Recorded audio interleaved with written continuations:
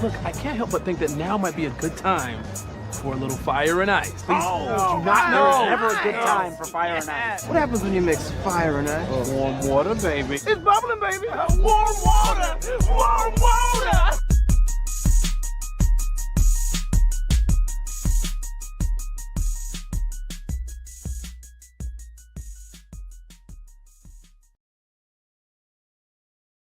It is a Saturday afternoon. It's high noon on this Saturday following Thanksgiving. Mike Tipton, Brandon the Iceman Cohen. We've got David Halpern hanging out with us as well.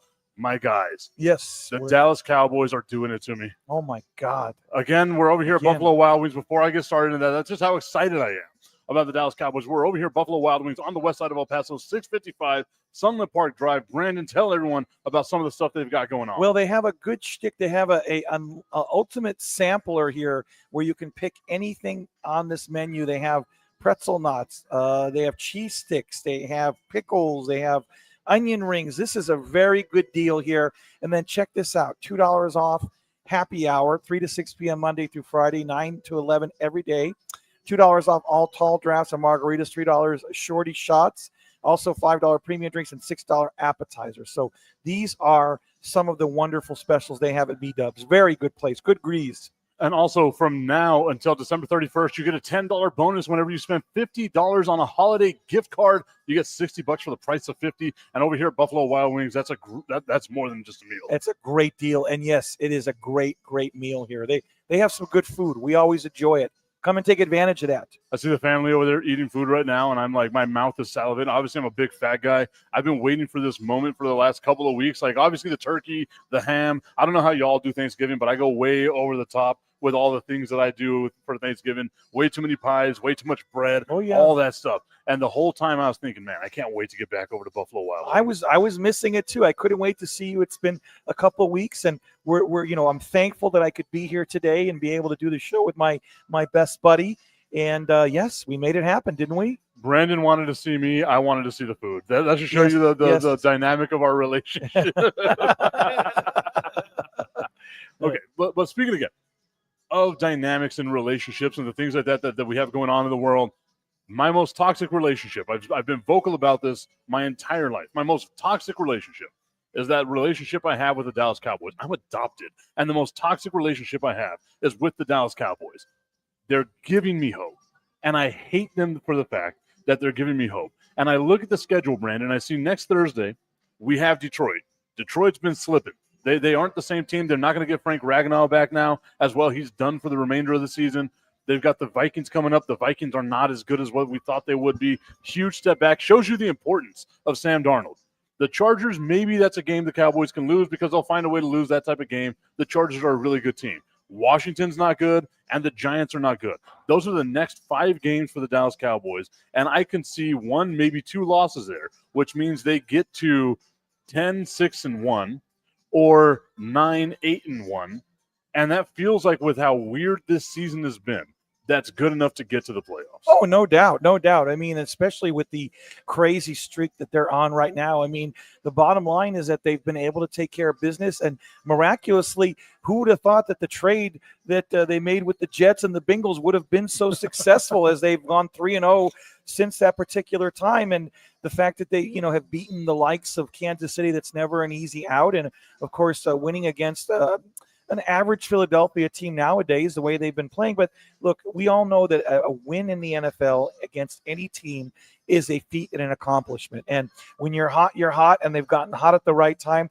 Every single game they have left is a winnable game. None of those teams you mentioned, to me, would be an insurmountable feat to take care of, honestly. You could see them potentially running the table, going 5-0. That would get them at 11-5-1. Yes, and they would be in for sure. Absolutely. Exactly. And that's a weird thing here with the Dallas Cowboys that we have going on. Like, now, obviously, I think they drop either Detroit or the Chargers. Yeah, those are tough games, especially. But I also wouldn't be surprised if they find a way to screw it up against the Giants or the Washington Commanders. Right, those are the games you should win. And of course, look, Green Bay, they looked, like they played well. They beat Detroit in Detroit. So, again, everybody has been vulnerable, especially in the NFC nowadays. And whenever you look at like the way that this season is going for the Dallas Cowboys, you look at the way the season is going for the Philadelphia Eagles here.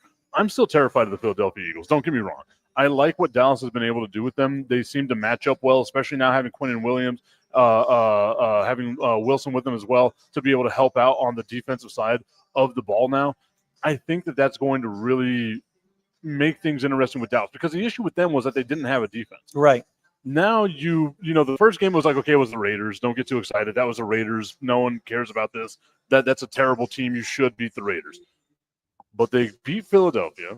Then they beat Kansas City, the 2 Super Bowl teams in the last 4 days of the season for the Dallas Cowboys. And it feels like if they can just get something going, some sort of momentum, I don't know if they can make damage in the playoffs, but if they go to the playoffs, they would have to be one of the hottest teams to get there, because they can't afford to lose very many games to get there. And they're 1 game back now in the loss column of Philadelphia for the lead in that division. Yeah, it's extremely impressive. I mean, you want to talk about a way to turn around a season that really looked like it was dead in the water, especially losing bad games that they shouldn't have lost. But the point is, at this particular moment, that if you're going to play your best football, it needs to be at the end of November into December, where they have traditionally goofed in the past. But, I mean, you know, to me, that was a momentum victory against Kansas City on Thanksgiving. That's a game that we would always see them lose in the past. And we can't get that excited because we don't want to have false hopes here. But when you're playing well, you're playing well. And I'll tell you what, how big has George Pickens been for this organization? I mean, they're gonna sign him, they're gonna re-sign him, they're gonna franchise him, they're gonna do whatever the hell they need to do to keep him a Cowboy for years to come, because that 1-2 punch is the best in the NFL right now. Pickens and Lamb. It felt like hyperbole whenever they first traded for George Pickens. Whenever I said that makes the Dallas Cowboys the best wide receiver combo in the NFL right now.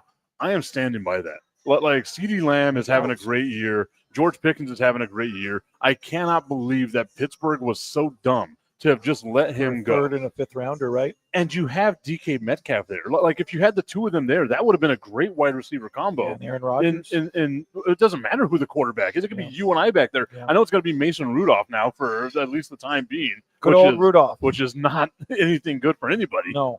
But I'm looking at the way that this goes for the Dallas Cowboys. I don't think you franchise George Pickens. You have to find a way to sign him long term, because we know that he's a volatile presence, right? He is having the type of season you want for a guy who's in a contract season, right? Now, if you franchise him, that can regress badly. We saw how it ended in Pittsburgh. He's kind of a volatile force that you have with the team, but it's just, for me, that would be the key acquisition that Dallas needs to do this offseason, is making sure they sign George Pickens. You have to. I mean, come on. He's way too good. He's been way too clutch. And let's face it, not only did he step up when CeeDee Lamb was out for those several games earlier on in the year, but he's been just incredible. The few little moves, the hurdle on Thanksgiving. I mean, the man doesn't drop balls very often unless the sun's in his eyes, which that happens to everybody over there at the Genius World instead of Jerry World, the way they built that, the stupidest stadium I've ever seen in my life with the sun in your own players' eyes. It's just incredible. But that's a hell of a home field advantage. Yeah, that's a great home field advantage, especially for you dropping balls. But the guy has been, considering what they got him for, a top 3 or 4 receiver this year. I mean, he's going to get over 1,000 yards. I don't know. I may have to look at how many touchdowns he has, but he has just been unbelievable, especially in the clutch. And what an additional asset. And you know what? Let's give credit where credit's due. Williams was a good acquisition. Their running back, their ground game's been great.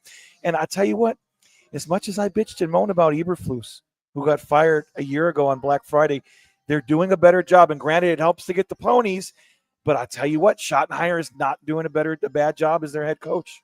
It's, as far as coaching goes, you know that was my big concern coming into this season, was how is Schottenheimer as a first-time head coach going to be? How is Eberflus, who got fired on Thanksgiving, fucking guy, Black gets fired on Thanksgiving. He was about to get fired again this year. Like, the way it was going, it was not going looking bad. good. It was going bad. Yeah, but like really you said, that Dallas makes some trades, and I know this is one of the more unpopular things to do.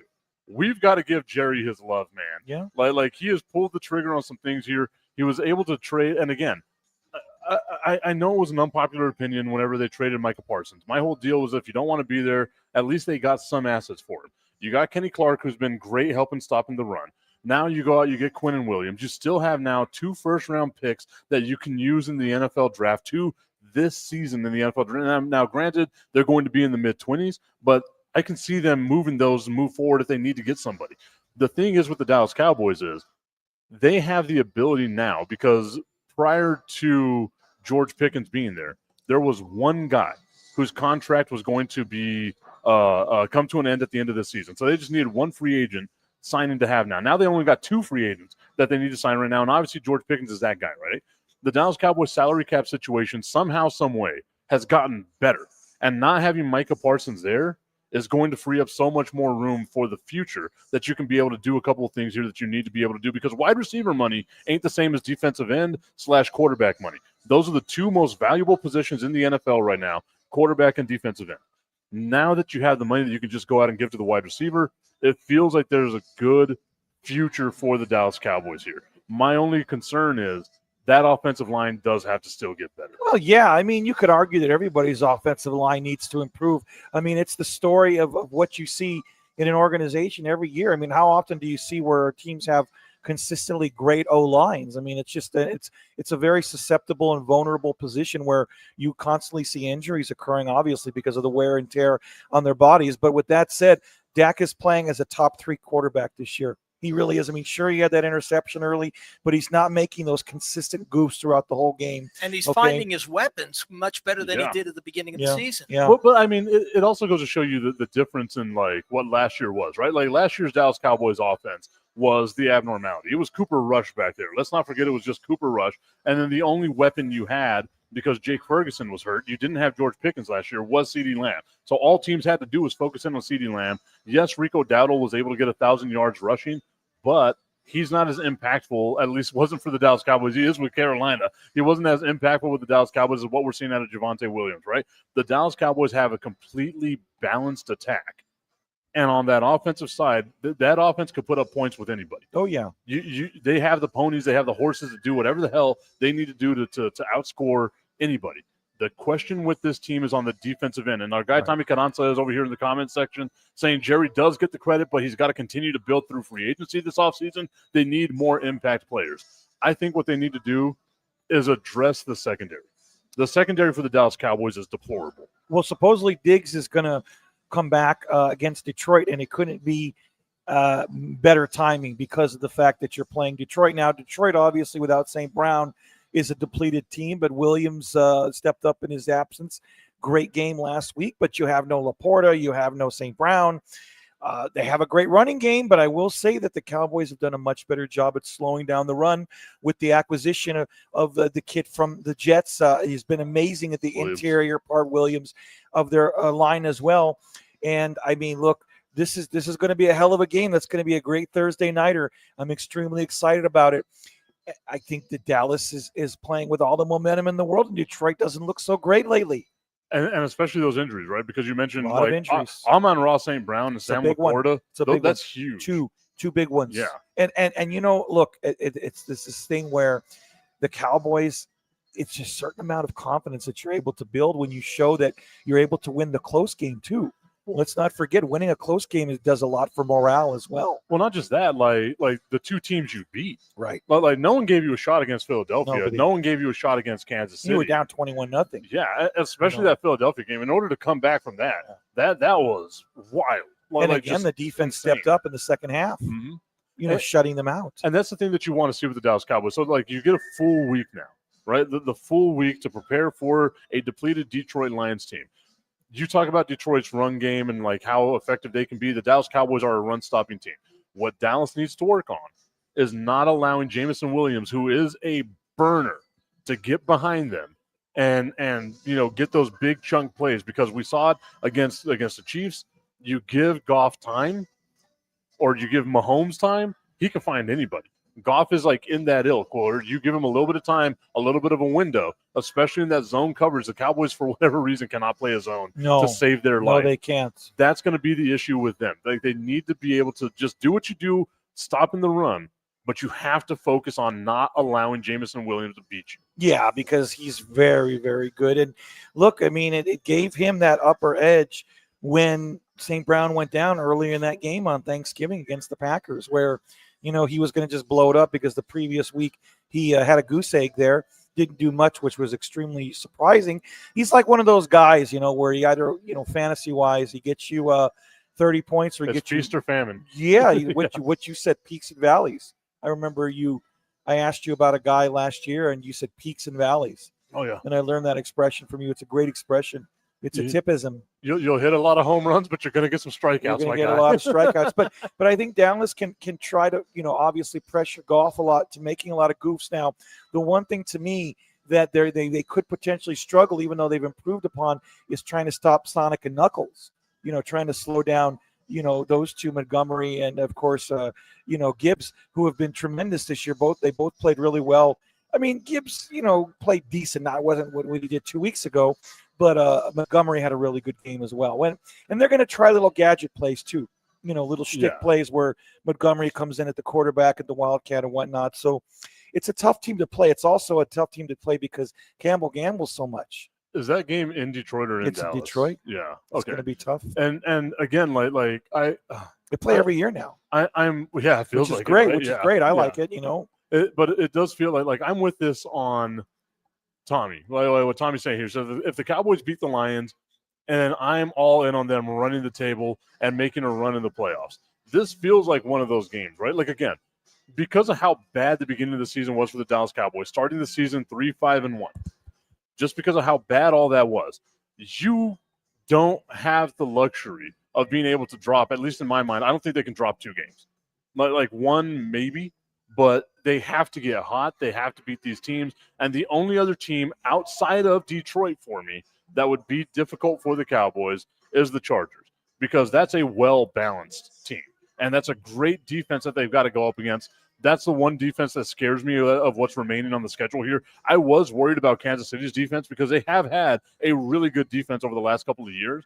But again, I will put the Dallas Cowboys offense against any other offense out there. And if it becomes one of those games where you got to get points, which I feel like this game against Detroit is going to wind up being, if it comes down to that, I trust that Dallas Cowboys team more than I trust 90% of the other teams in the NFL. Oh, absolutely. I mean, Dallas has been as good as it gets when it comes to scoring points. I mean, you think about it, they have been the quintessential team where they're going to put up 30 or 40 points a game. It seems like it's inevitable. And even if they have the turnovers, they're going to rebound and be that great offensive team. They just have so many great weapons that, it's one of those teams where it's going to be a marathon. And we always said that if you give this team a decent defense, at least a semi-decent defense, then ultimately the sky is the limit for them. Tommy Canazza saying the playoffs have started for the Dallas Cowboys. They started in Las Vegas. They really did. Like they couldn't afford to have dropped any of these 2 games. I think the playoff chances were if they had beat Kansas City, the playoff chances go up to like 28%, right? It's still not great, but it's good. But if you had lost to Kansas City, your playoff chances plummeted to under 7%. So they gave themselves, as long as you have a chance, as long as you can, a chance to get to the dance, that's what you got to do. And then you look at the teams that are ahead of the Dallas Cowboys right now. It's not even Carolina. We'll see what happens with the Carolina Panthers. Coming into this week, it was the Carolina Panthers because they were 6-6. The Cowboys were 5-5-1. Now Dallas, because of tiebreakers and things like that, are ahead of the Carolina Panthers. The one team ahead of them to get them on the outs looking in is the Detroit Lions right now. Yeah. You need some help with Green Bay losing some games. San Francisco, I don't think, can keep this up, but I've been saying that all year long, that I didn't think San Francisco can do this. The NFC West, outside of the Arizona Cardinals, has been fun to watch. Oh. The Rams are arguably the best team in the NFL. The Seahawks are right behind them, and then right behind them are the San Francisco 49ers. I just hope they all beat up on each other, and the Dallas Cowboys find a way to just get in. Get into the dance. That's all you've got to do. That's all you got to do. You never know what's going to happen. You could be a 7 seed. It doesn't matter. If you have that type of offense, if you're playing better on defense, you have to be able to get in. And obviously, to me, and I know this is weird, but, I'm going to say it anyways, this could be their season right here because, you hit the nail on the head. They need some help, and that help would be with the Detroit Lions. And that's why you've got to win this game. And the NFC West, they still have a lot of games that they have to play against each other as well. The 49ers still have to play against the Rams and Seattle. So those are going to be – those division games are going to be huge. I can't see anybody right now really – to me, the best team in the NFL is the LA Rams. Like that one loss, they've got 2 losses on the season. One loss was a fluke loss on a blocked field goal to the Philadelphia Eagles. Once again, you look at the Eagles schedule, there's a lot of games that they should have lost. 2 against the Dallas Cowboys, 1 against the LA Rams here, but nonetheless, they find a way to win those games. The Rams, to me, are the best team in the NFL. And I don't even think it's like I don't trust the New England Patriots. I had the New England Patriots making the playoffs this year. I know they're the first team to win 10 games and whatnot. I do not trust that team. Not in the playoffs, not to make a deep run at least. No, I don't. I mean, Drake May's still wet behind the ears. That's the thing is that, it's one thing to do well in the regular season. It's a completely different ball game when you're ultimately trying to perform well in the postseason. And I mean, I do agree in the respect that the Rams seem to be the best team in the NFL. They have the defense. Stafford's playing as an MVP. I think he only has 2 interceptions all year. They have all the ponies. They have the ground game. They have the best receiver in the NFL. Very well coached team. A team that's only a few years removed from winning a Super Bowl, and their defense is the best in the NFL. It really is tremendous. They don't have a lot of flaws. That team. And the AFC, certainly, I do think that New England, it's very impressive. But, a lot of teams have also been disappointing in the AFC. I mean, Baltimore's been extremely disappointing. Cincinnati, of course, they've had injuries. A lot of injuries. Kansas City's been extremely disappointing. Denver, to me, Buffalo, extremely disappointing. I was about to fool's gold, though, Kansas City. I think that, I'm a little surprised that they're not doing better. But, it's weird. It's funny because you think about it. Coming off of, defending AFC champions, you figure they were going to be better than they have been. No, I mean, I said at the beginning of the season that I thought Denver was going to win that division just because I like what they've been doing in Denver. I don't trust Denver, though, to make a deep run in the playoffs, right? It's another one of those young teams. I look at the division leaders right now in the AFC, and you have the New England Patriots, again, super young team. Don't know if you can trust them to make a deep run here, right? The Indianapolis Colts, Daniel Jones. Do you trust Daniel Jones not to be Daniel Jones? Because last we saw him, Kansas City dominated, found a way to dominate the second half of that game and ultimately wins that game. A very flawed Kansas City team, beating one of the hottest teams in the NFL in the Indianapolis Colts. Then you look at the Denver Broncos again, a tremendous defense. That is a Super Bowl caliber defense. But Bo Nix makes a ton of mistakes, and I love me some Bo Nix. I think Bo Nix is going to be a really good quarterback in the NFL, but he's still just a second-year player in the NFL right now. And then whenever you look at the AFC North, Pittsburgh is leading that division somehow. That's crazy. Which is just insane. And Aaron Rodgers has a broken arm now. Cincinnati is they've got a lot of work they've got to do. They're 4-8 on the season, I believe they are. Yeah. The Cleveland Browns are still somehow in the playoff picture at 3-8, which is wild to me. I hope they find a way to get it done because that's, again, a Super Bowl caliber defense they have in Pittsburgh. And then you look at Baltimore, and I could not trust Baltimore at all. They have dropped, even with Lamar Jackson being healthy, they have dropped games that they should have won. They should have beaten the brakes off of the Cincinnati Bengals, who, yes, they just got Joe Burrow back, but he has all the rust in the world on him, and they don't have T. Higgins in this game. That defense is bad in Cincinnati, yet somehow, some way, Cincinnati absolutely dominated the Baltimore Ravens. Yeah. I don't trust any of the teams leading the divisions right now in the AFC. No, not at all. And I tell you what, it's amazing what your quarterback can do when he comes back. I mean, Joe Burrow, you think about it, everyone's questioning, why do you come back? Why do you come back? Well, like he said, he's a competitor. He wants to play. And that's the bottom line, is he wants to be there and take care of business. And he, sure enough, took care of business against a red-hot Ravens team. And what the hell has happened to Lamar Jackson? I mean, he has really shit the bed lately. He's been playing horrible. I mean, it wasn't just Lamar Jackson. It's been a whole team effort. Whenever you turn the ball over 5 times, you deserve to lose that game, right? And that's what the Baltimore Ravens did. I see our guy, the quick commish from the Chicago Clubhouse Network, tuning in right now. Huge Bears fan. I told him the day that the Bears beat the Dallas Cowboys that this was going to turn the season around for the Chicago Bears. And Brandon, they ain't lost a game since. No. Or maybe one in there. But they're 9 and 3. They've won 9 in a row. They're 9-3. Yeah. The Chicago Bears right now.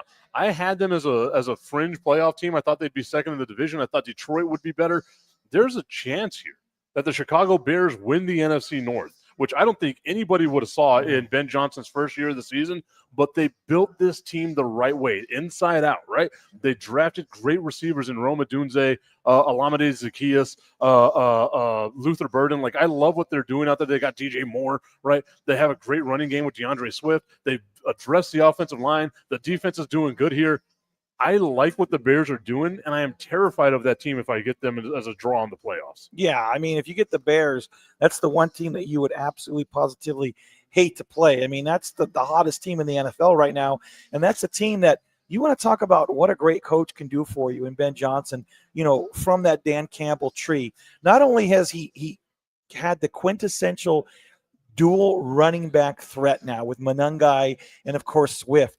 But, I mean, it's funny how you could have a quarterback in Williams who isn't amazing, but he's a good enough game manager and he makes good enough decisions to be able to solidly keep winning games and look so impressive in doing so, because he still makes a lot of bad throws. He's still young. He's only his second year. We need to not forget.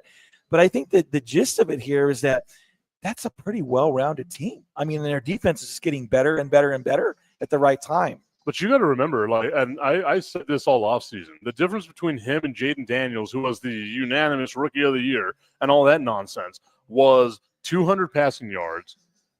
Caleb Williams threw 2 less touchdowns and 6 less interceptions than Jaden Daniels did, right? Like, he's a decent enough quarterback that he can get you what you need him to do. The commish correcting us here, saying it's a 5-game win streak with Green Bay next. They lost to the Baltimore Ravens, which, again, is one of those weird things that you've got, to think about, is the Baltimore Ravens were a team that you lost to with as bad as they've been playing. And ever since then, they've been money just like me. I love the fact that the Chicago Bears here are creating chaos and havoc. Yeah. Right? Like that's what you kind of love about sports, right? Just the chaos and the havoc that can be wrecked by a team like Chicago, who I don't think, outside of me, anyone gave any real expectations to. Well, how could you? Again, how could you? This is a team that was playing in a brutally difficult division, arguably the most difficult in all of football. I mean, where every team is potentially a playoff team. Now, of course, Minnesota has shit the bed this year, but everybody else is still really tough. And, of course, the Packers, we know their history with the Packers, and let's not forget they still have to play them twice this year. And but, I mean, it's incredible. Again, you bring in a guy like Ben Johnson, who's just done such a great job of completely rejuvenating this struggling organization that hasn't had a winning season since 2018. And the fact that they've won such big games, I mean, they've looked so impressive in doing so. And yes, they've had those close games, but you're not going to ever go through a season and blow everybody out. You're going to have a lot of close games. It defines you as an organization. It defines your season ultimately. Prior to this 3-game winning streak with the Dallas Cowboys, I was questioning how they had that random tie against the Green Bay Packers. Like, that was, to me, a huge blemish on the Green Bay Packers record that they had right now. But you watch as Green Bay's been playing. They beat Detroit on Thanksgiving. They're a hot team right now. You got 2 really hot teams going at each other next week. It's going to be a great game. That's going to be a fun game. Is that going to be? I'm wondering if that's going to be flexed, or isn't this the time of the year where that should be a Sunday night or Monday night game. Should be a Sunday night game. I mean, I know this is usually around December is when they can start flexing games, right? I mean, I imagine it's probably it has to be in the afternoon slot, So the Sunday night game as of right now are the Houston Texans and the Kansas City Chiefs. That should be flexed out for the Bears and the Packers. Monday night is the Eagles versus the Chargers. That's going to be a good one. God, I can't believe I'm saying this. Let's go Chargers. Yeah. San Diego Superchargers. Like I am so excited about the possibility of 2 out of the last 3 years just getting another epic choke job out of the Philadelphia Eagles. Sorry, Dave. That's okay. I know that's your team. That's sports. That's what makes it so interesting.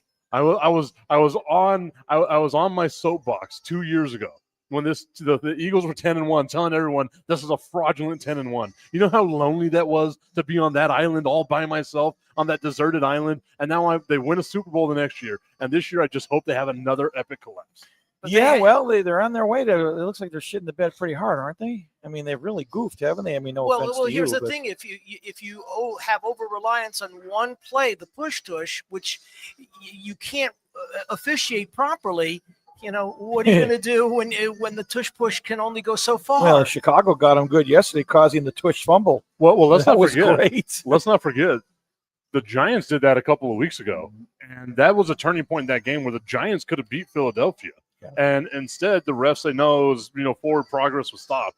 That's such a weird play to be officiated. That's the only reason why I think it needs to be X'd out, right? And I'm normally the type of guy that's like, look, unless you can find a way to stop it, you just keep going to the well, right? Like, why were the Lakers so good in the 90s? Because they had a guy named Shaq that they just threw the ball to, and no matter how, unfair it seemed for the other team, well, until you stop it, just keep going to it, right? Yeah, I mean, it works.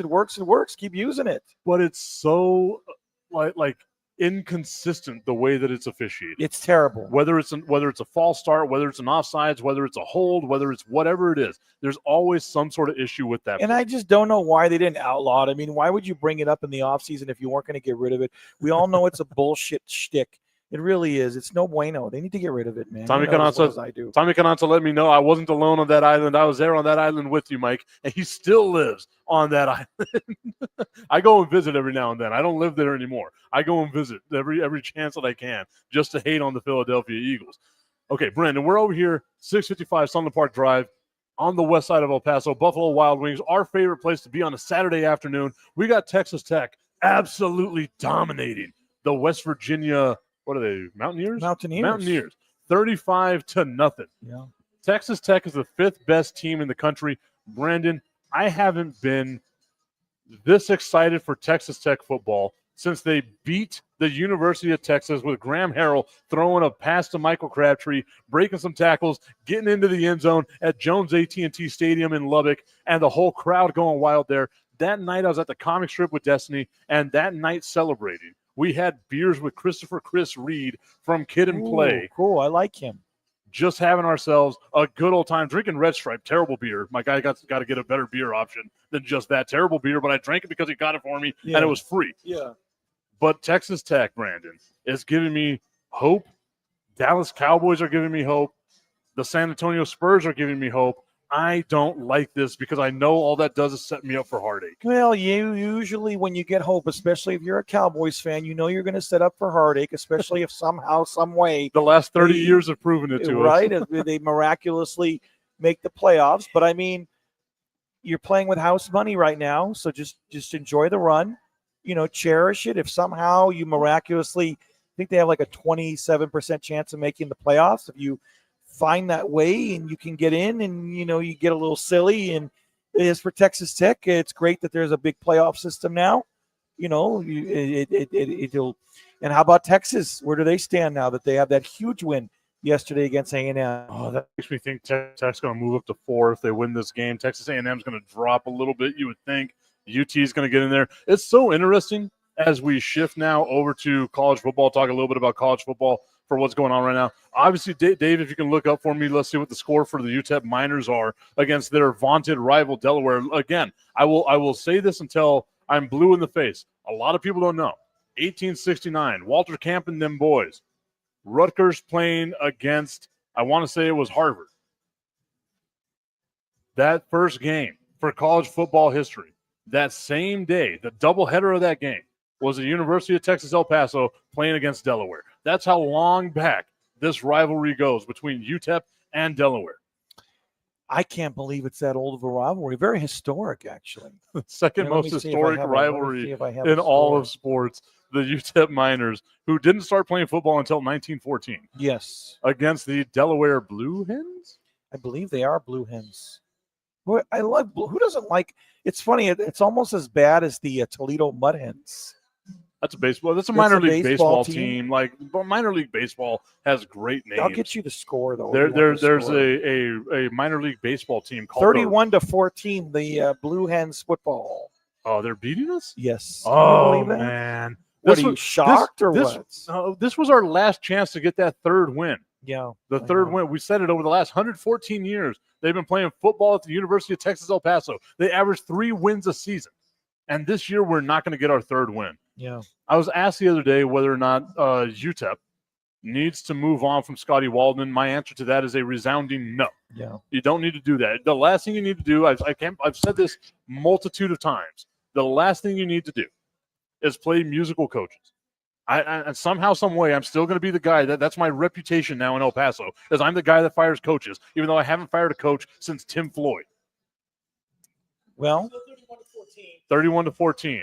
The Delaware Blue Hens beating down the University of Texas at El Paso Miners. It wasn't a good season. Like, you would like to have seen some sort of forward progress moving up in the standings. UTEP maybe get, 4 or 5 wins is what I thought I wanted them to get. 2 wins is a big setback to me. But you also have to remember what it is that you are. You are the UTEP Miners. You are not the University of Texas. You are not Texas Tech. You are not Baylor. You're not SMU. You're not Houston. You're not any of these teams. When it comes to recruiting, you are number 13 or 14 in the state of Texas for schools that are a destination for the best college football students to come to. Accept who you are. Embrace the suck. And just embrace the be suck. just be like I love what I've seen recently of like the fat guys. You got to embrace the suck, man. That's great. You have to, because you're garbage. Yeah, and you ain't going to get any better going to a bitter conference. I got news for you. Maybe if they lose this game, we can break the chains again next year. It'll be another long losing streak. Maybe you have tequila this time. Hey, that's the only way you can deal. But with I mean, let's call a spade, man.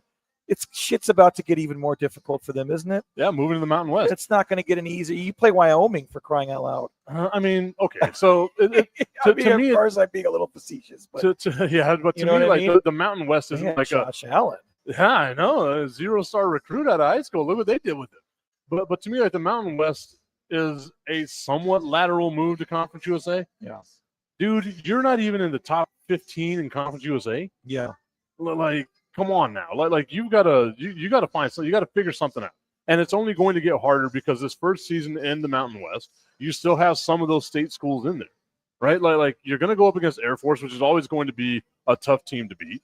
Go Falcons, by the way. Like the Mountain West isn't going to be easy for UTEP to get in, and like for me, I know a lot of people out there were clamoring UTEP needs to be in the Mountain West, doing this and that. Those rivalries from back in the day. Nobody gives a shit about those anymore. No, those rivalries anymore. are 25 years old and haven't been played since then. Nope. The only rival you have is New Mexico State, and you shit the bed against them last week. Yeah, you did. After being up, weren't they up 21-0? They were up with 20 50 seconds left and found 30, a way to lose the game. Well, that's UTEP for you. What a piss poor season. Basketball wise, I mean, men's basketball, fair. At least we have the volleyball team. Yeah. Women's team's doing well, I believe. Yeah. Women's basketball team is doing I thought good. they were undefeated, right? Yeah. But men's? Ugh, God, don't get me started. So what does that mean then? That's a good start. What does that mean? What does that mean? It means somehow Keith Adams may have to coach the UTEP men's football team. I would love to see that, honestly. Like it can't get worse. No. Well, no, it can. It can. We are not far removed from the 0-12 season. It was only 7 years ago. Yeah, remember that? Yeah, we That broke the was chains. We had a good time. That was a year UTEP decided they hated me. Yeah, I can't see why. I mean, they would. Why would anybody hate you? Of all people, Because I was always trying to fire people, apparently. Despite the fact I know you can't fire your coach. It's the worst thing to do. How dare you say you wanted to have the coach fired? Anyway, looking at the college football standings right now. So we know that Texas A&M is going to take a step back because of the loss to UT. UT is going to move up. The big issue that was surrounding college football this week and the last couple of weeks, actually, was the ranking between Notre Dame and the University of Miami. Both teams have 2 losses on their record. Notre Dame somehow ranked ahead of Miami, despite the fact that Miami beat them head-to-head. If they finish this season and Miami winds up being where they are right now, which is the 12th seed, which is the worst place you want to be if you are in the college football playoff conversation, the 12th seed is the last one because you are out because of the group of 5 team that's going to be put in ahead of you.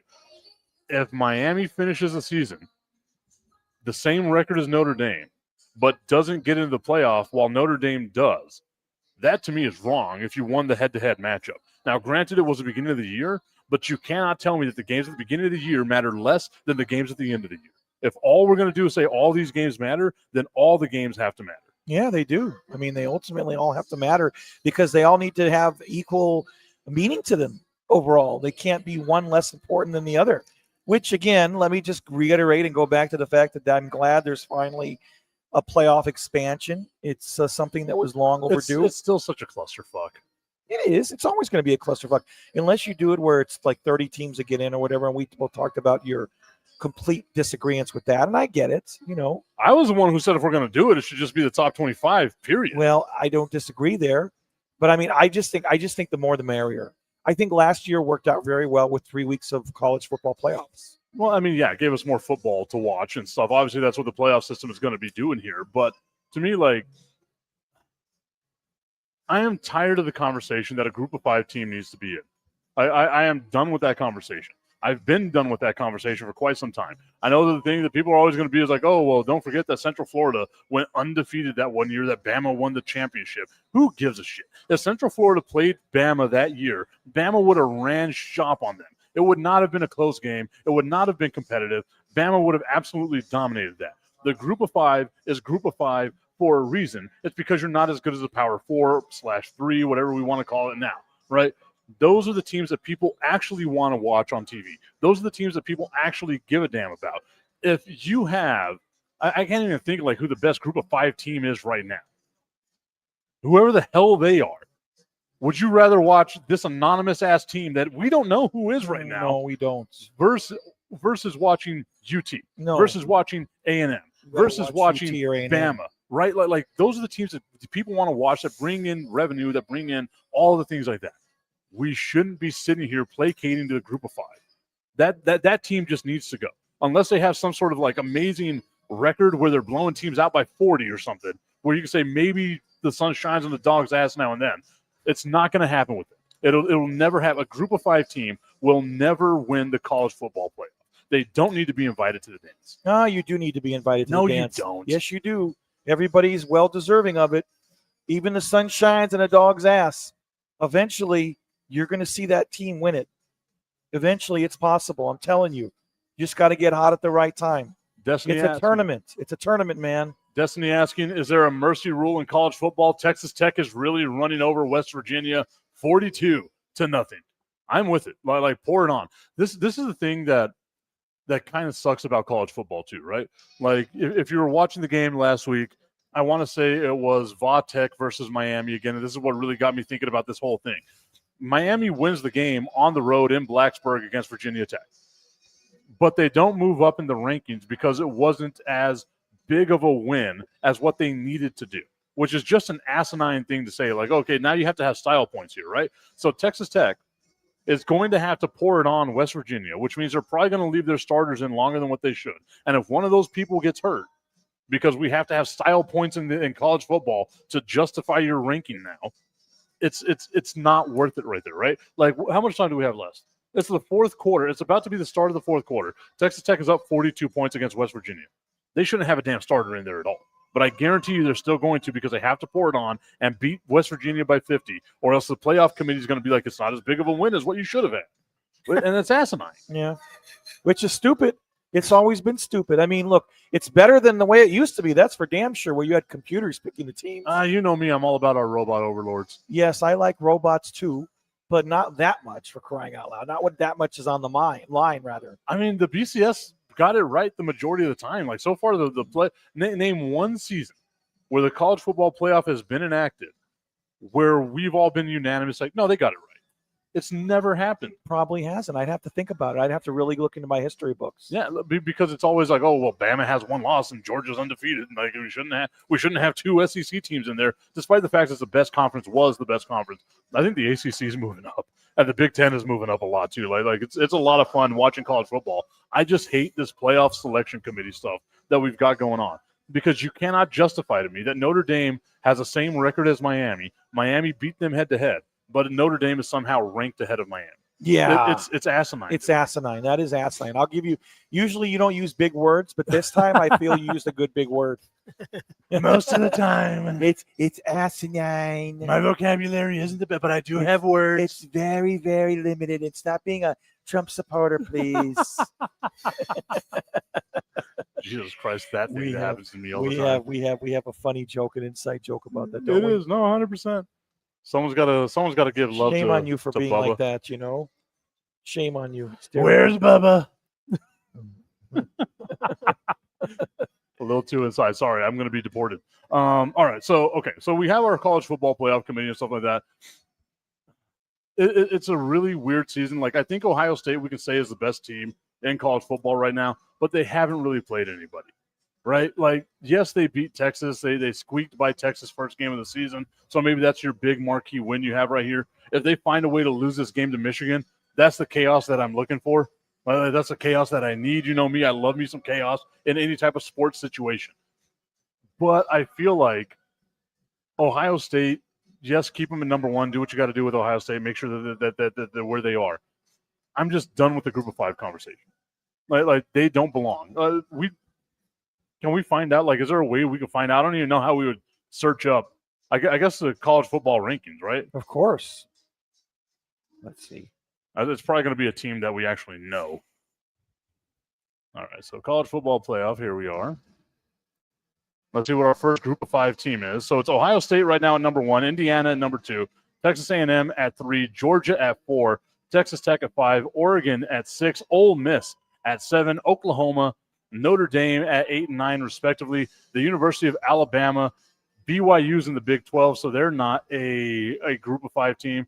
The University of Miami, Utah, Vanderbilt, Michigan, Texas, South Carolina, Virginia, Tennessee, Arizona State, SMU, Pittsburgh, Georgia Tech, and our first group of five team is number 24, Tulane. I would love to see them in. You are drunk. Who doesn't love a team with a blob, a green blob as their logo? What are they? The Green Wave? Is that what they are? Green Wave. Yeah. It's like a green blob. You know, it's like literally a blob. You want to see? Have you ever seen their logo? But you mean to tell me that ranked number 24 right now in the current CFP standing, that group of five team is going to usurp 13 teams to get into the college football playoff? That's deserving of getting into the college football playoff. I love that. I do love that blue or that green, the Green Wave of Tulane. Where is cool? Tulane? Is New Orleans. In New Orleans? Yeah. Okay. You know, it's Temple that's in Philly, right? Right. Or close to Philly. Yeah, because I remember when I, was with broadcasting UTEP women's basketball, we did a 2-game tournament at Tulane. Now I got to think this out. Like, BYU is in the Big 12, right? Yeah. Yes, they're in the Big 12. Vandy's in the SEC, Michigan, Texas, USC, Virginia's in the ACC, Tennessee, Arizona State's in the Pac-12, SMU. Is SMU in the Big 12?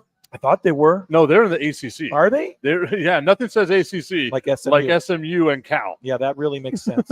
I love that Cal is in the ACC. Doesn't make any sense. A team on the Pacific Coast is in the Atlantic Coast Conference. How the hell does that work? Doesn't make any sense.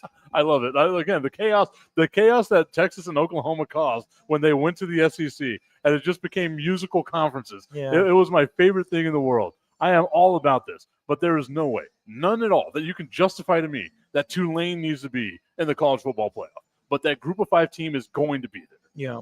Yeah, I mean, it's the way it goes. It's the way of the world. Like I said, I don't hate it. How is it the way of the world Because whenever what's a going on team right that's now? undeserving doesn't need to be there? But whenever you have them says you. left out, Well, if it's the way of the world, there's a word for that. That's entropy. yeah. The standings are falling apart. They are 100%. And again, like I am here for the chaos of Tulane being in the college football playoff, and somehow, some way, if they get a win, hopefully not against Texas Tech, it'll be my luck that it happens against Texas Tech.